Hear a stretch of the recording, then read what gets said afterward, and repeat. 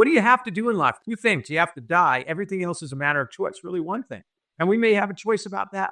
Everything else is a matter of choice. So choose to instead of have to, and you'll start having those happy thoughts like your granddaughter. 100%. And, anytime I hear in my mind, I have to, I immediately default to, I choose to. Takes me out of being a victim, puts me back with power, with choice.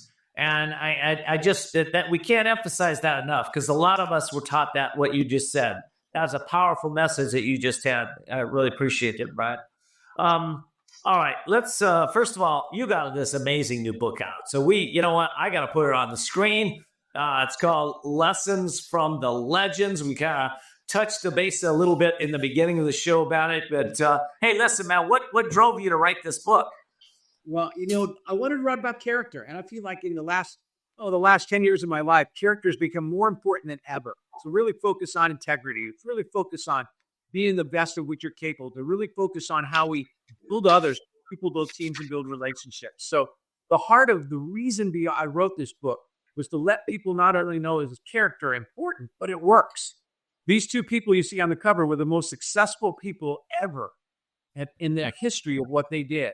But they did it with grace. They did it with humility. They did it with honesty and integrity. They did it by never blaming people. Blame is the most insidious destroyers of people, teams, and relationships. And there's a real simple reason. And you think about blame in the context of time. Is blame about the past, the present, or the future? It's always about the past. Always about the past. Whenever you're in blame, you're in the past. Can you do anything about the past? No, that's done. That's over. So a blame buster doesn't pretend we didn't mess up, as you talked about before. But what they do is they take it out of the past and put it into the now.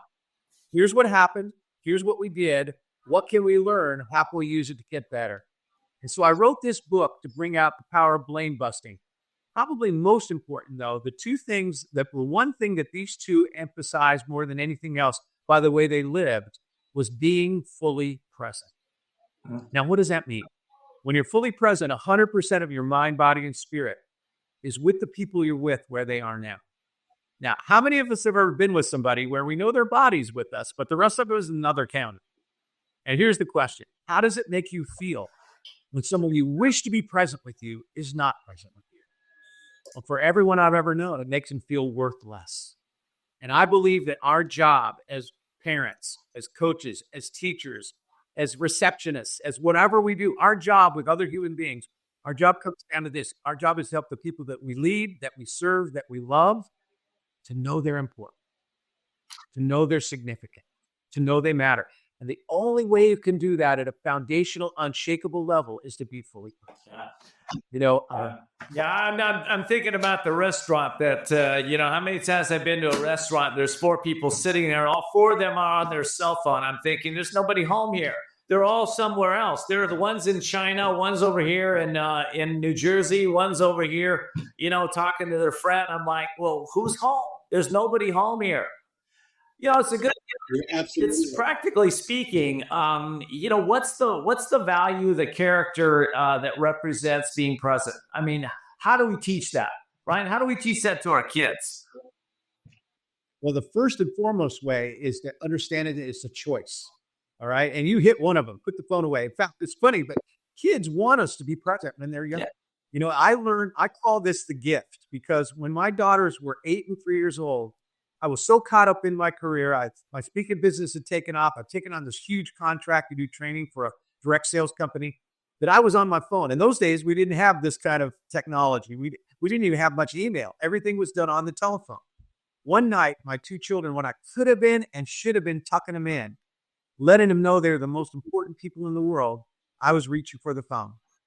And my 2 daughters came into my room in that moment, 8 and 3 years old. My little one jumped in my lap, nosed my arm out of the way like the golden retriever. And they asked me this question. They said, Daddy, we just want to know, do you love your phone more than you love us? I felt the blade going deep. Emerson said, what you do screams so loudly, I can't hear a word you're saying. Well, that moment changed my life, Ken.